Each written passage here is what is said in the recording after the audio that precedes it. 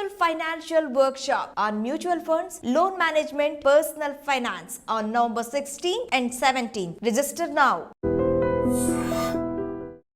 Hi hello నమస్తే, welcome back to iDream media. ఈరోజు మనతో ఉన్నారు స్టాక్ మార్కెట్ అనలిస్ట్ అయిన రామచంద్రమూర్తి గారు. ముఖ్యంగా ఆఫ్టర్ అమెరికన్ రిజల్ట్ ట్రంప్ గెలిచాక ఇప్పుడు ఇండియన్ స్టాక్ మార్కెట్ కానీ అమెరికన్ స్టాక్ మార్కెట్ కానీ ఏ విధంగా ఉంటే వీటి మధ్య రిలవెన్స్ అనేది తెలుసుకుందాం. నమస్కారం సార్. నమస్తే అండి సార్, ట్రంప్ తీసుకున్న డెసిషన్ తర్వాత రెండు స్టాక్స్ పేర్లు గట్టిగా వినిపించింది అమెరికాలో. టెస్లా 14% రైజ్ కానీ 24% రైజ్ ఇందులో అయితే ట్రంప్ మీడియాలో జరగడం జరిగిందనమాట. అయితే వీళ్ళ పర్సనల్ బెనిఫిట్సే కాకుండా ఇక ఓవరాల్ స్టాక్ మార్కెట్ పరిస్థితి ఏ విధంగా ఉంది రెండు కంట్రీస్లో తీసుకుంటే యాక్చువల్గా ట్రంప్ గెలుస్తారు అని గెలిచే ముందు వరకు కూడా ఎవరూ ఎక్స్పెక్ట్ చేయలేదు. అయితే ఏంటంటే అమెరికన్ ట్రెడిషన్ ఏంటంటే వాళ్ళు ఫస్ట్ ఉమెన్కి వాల్యూ అంటే ఫస్ట్ ఉమెన్కి ఇవ్వరు అనేది మళ్ళీ ప్రూవ్ అయింది. గత 200 సంవత్సరాల అమెరికా చరిత్రలో లాస్ట్ టైం హిల్లరీ క్లింటన్ చాలా నెక్ వచ్చారు, వాళ్ళేమో ఈవిడ చాలా నెక్ వచ్చారు హ్యారిస్. బట్ వాళ్ళకి ఏంటంటే ఇంకా మ్యాన్ డామినేటింగ్ కంట్రీనే అని ఇది అవుతుంది. అదొకటి మేజర్ రీజన్ అనిపించింది ఒకసారి కనుక చూస్తే. అయితే ఏంటంటే వీళ్ళు చేసిన మేజర్ మిస్టేక్ ఏంటంటే ఈ డెమోక్రాట్స్ ఆల్టర్నేటివ్ ఇమీడియట్ గా చేయలేకపోయారు, రిప్లేస్మెంట్. సో బైడెన్ ఎప్పుడైతే ఆయన జ్ఞాపక శక్తి లేక అక్కడ మాట్లాడలేకపోయారు, ఇమీడియట్ ఆల్టర్నేటివ్ లేకపోవటం, అంత పెద్ద డెమోక్రాట్ లో ఇంకా ఎవరూ లేరా అనేది ఒక ఇది అనమాట. దాన్ని కమలా హ్యారిస్ కూడా మాక్సిమం ఆవిడ చేయాల్సినదంతా చేసింది, కానీ ఈ ఒక్క 1% అక్కడ విషయం తప్ప ట్రంప్ గెలవడానికి ఈవిడ ఓడిపోవడానికి ఆ ఒక్కటే డామినేషన్, పెద్దగా వేరే రీజన్స్ లేవు. సో ఆ లేడీస్ డామినేషన్ ఇంకా వాళ్ళు యాక్సెప్ట్ చేయలేని పరిస్థితిలో ఉన్నారు. బట్ ఆల్రెడీ ప్రూవ్డ్ ఏంటంటే డెమోక్రాట్స్ చాలా పాజిటివ్గా ఉంటారు గ్లోబల్ వైజ్ అంతా కూడా. ఇప్పుడు రిపబ్లికన్స్ ఆయన స్టేట్మెంటే అమెరికా ఫస్ట్ అనేది స్టేట్మెంట్ అయింది.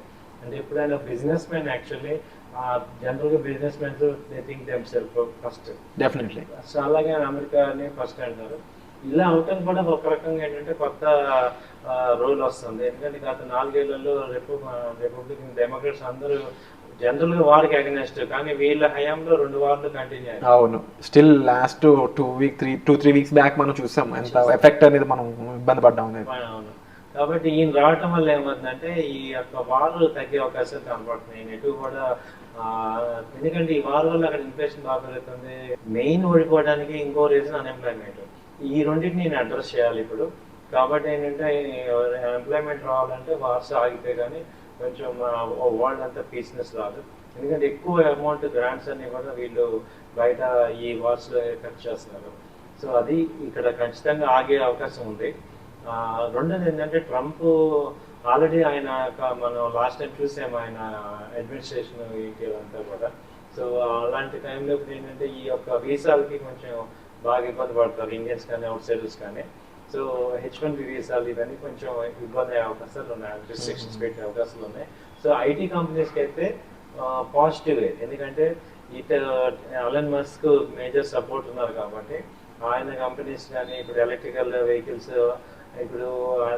వెహికల్స్ టెస్లా ఇండియాలో రావడానికి ఎక్కువ అవకాశం వస్తుంది, స్కోప్ ఉంది అనేది కనపడుతుంది. ఎందుకంటే ఇండైరెక్ట్ గా ట్రంప్ వెనకాల మస్క్ ఉన్నారు అనేది కాబట్టి అదొక అడ్వాంటేజ్ ఆయన పాయింట్ ఆఫ్ వ్యూలో. కానీ ఇండియన్ పాయింట్ ఆఫ్ వ్యూలో కూడా ఎలక్ట్రికల్ వెహికల్స్ కి బూస్టింగ్ అయితే అవుతుంది.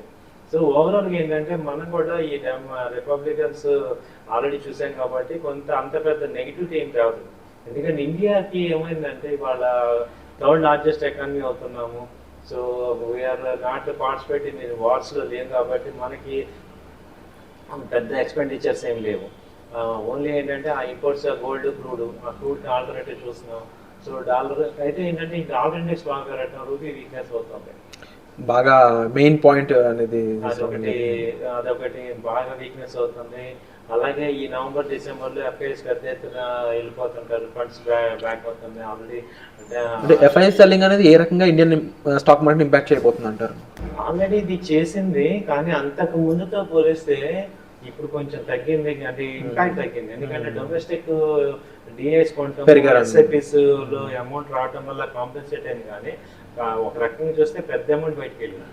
బట్ హోప్ఫుల్లీ ఇండియన్ స్టాక్ మార్కెట్లో ఎంటర్ అయ్యే కొత్త ఇన్వెస్టర్స్ నెంబర్ అనేది మనకు హెల్ప్ చేస్తుందని చేస్తుంది. ఇండియన్ యొక్క క్రెడిబిలిటీ పెరుగుతుంది. ఈవెన్ ఎఫ్ఐఎస్ సెల్లింగ్ అయిపోయినా కానీ ఈ పాటికి 20-30% ఫాలో అవ్వాలి. అలాంటిది ఓన్లీ 10%, 8%లోనే ఆగింది. SIPs, thanks for SIPs every month. SIP of Indian retail clients యొక్క పార్టిసిపేషన్ ఇండైరెక్ట్గా బాగా ఉంది. అలాగే ఇవాళ ఏంటంటే ఆల్రెడీ ఈ లాస్ట్ 5 years నుంచి కొత్తగా వచ్చిన వాళ్ళందరూ కూడా ఈ అప్ అండ్ డౌన్స్ అర్థమైపోయినాయి, కామన్లో అయిపోయాయని. వాళ్ళు ఎక్కువ మంది క్యాష్ సెగ్మెంట్లో ఉండే వాళ్ళందరూ కూడా హ్యాపీగానే ఉన్నారు. అలాగే ఈ సెబీ రూల్స్ ఈ మధ్య రిస్ట్రిక్ట్ చేయడం కూడా కొంచెం ఎఫ్ఐఎస్లో వాల్యూస్ తగ్గినా కానీ లాస్లు తగ్గడం అనేది జరుగుతుంది. సో దీనివల్ల ఏమవుతుందంటే ఈ మెయిన్ క్యాష్ కాంపోనెంట్లో ఉన్న వాళ్ళందరూ హోల్డింగ్ అవుతారు తప్ప వాష్ అవుట్ అవ్వరు. ఎఫ్ఐఎస్లో ఏమవుతుందంటే ఫ్యూచర్ ఆప్షన్స్లో కంప్లీట్ వాష్ అవుట్ అయిపోతాం, మనీ కనుక మార్జిన్ అమౌంట్స్ పే చేయలేకపోతుంది. దాన్ని ఏంటంటే అది రిస్ట్రిక్షన్స్ పెట్టడం సెబీ వల్ల ఇమీడియట్గా ఒక టెంపరీగా మార్కెట్ డౌన్ అయినా కానీ లాంగ్ రన్లో పాజిటివ్ అవుతుంది. అందుకని ఏంటంటే ఇవన్నీ కూడా మార్కెట్ ఫాలో అవడానికి మన ఇండియన్ మార్కెట్స్ జరగడానికి రీజన్. వాటిలో ఇప్పుడు రైజ్ అవడానికి కూడా రేపు January 20 వరకు ఆయన ఒకసారి అడ్మినిస్ట్రేషన్ తీసుకుంటే ఇప్పుడు ఇమీడియట్గా ఆయన చూసేదంతా కూడా ఏవైతే ఆ బిజినెస్ ఆపర్చునిటీ చూడాలంటే ఇండియాని చూడాల్సిందే కాబట్టి ఎటు పాజిటివ్గా తీసుకోవాల్సిందే. అండ్ మెయిన్ ట్రంప్ రాగానే మనకున్న వాటిలో చెప్పాలని పాజిటివ్ అనేది Trump hates China. China markets కానీ చైనాకి సంబంధించిన బిజినెస్ కానీ he don't encourage at all. అలాంటి ప్లేస్ లో ఇండియా రీప్లేస్ చేయడానికి చైనాని ఎంతవరకు స్కోప్ ఉందంటారు? సెమీ కండక్టర్స్ లో ఆల్రెడీ మన టాటా కంపెనీ స్టార్ట్ చేశారు సార్. వాటికి ఎక్కువ డిమాండ్, మన ఎక్కువ డిపెండ్ అయ్యేది ఈ సెమీ కండక్టర్స్ కానీ చిప్స్ లో కానీ. సో వీటిని అలాగే ఈ యొక్క మ్యానుఫ్యాక్చరింగ్ లో సో ఆల్మోస్ట్ మనం ఏం చేస్తున్నామంటే ఇప్పుడు మ్యానుఫ్యాక్చరింగ్ రంగం బాగా స్టార్ట్ అయింది. సో నెక్స్ట్ కాంపిటీషన్ ఇవ్వకపోయినా ఒక 40%, 30% ఇవ్వగలుగుతున్నాం. సో దీన్ని కనుక కొంచెం మనకి సపోర్ట్ చేస్తే ఈసారికి పెద్ద ఎత్తున కాంపిటీషన్ ఇచ్చే అవకాశం ఉంది. సో అందులో చైనా ఏంటంటే వాళ్ళు ఎవ్రీ టైం రూపీ వాల్యూ వాళ్ళ వాల్యూని తగ్గించుకొని ఇది చేస్తారు తప్ప అది ఒరిజినల్ గ్రోత్ కాదు. సో ఎప్పటికప్పుడు రూపీ వాళ్ళ కరెన్సీని డివాల్యూట్ చేసుకుంటూ ఎక్స్పోర్ట్స్కి ఇస్తున్నారు తప్ప ఒరిజినల్గా కంట్రీలో చూసుకుంటే రియల్ ఎస్టేట్స్ పడిపోయినాయి, స్టాక్ మార్కెట్స్ డౌన్ అవుతున్నాయి. సో ఒక అంతకు ముందు ఉన్న షైన్ ఇప్పుడు లేదు చైనాకి.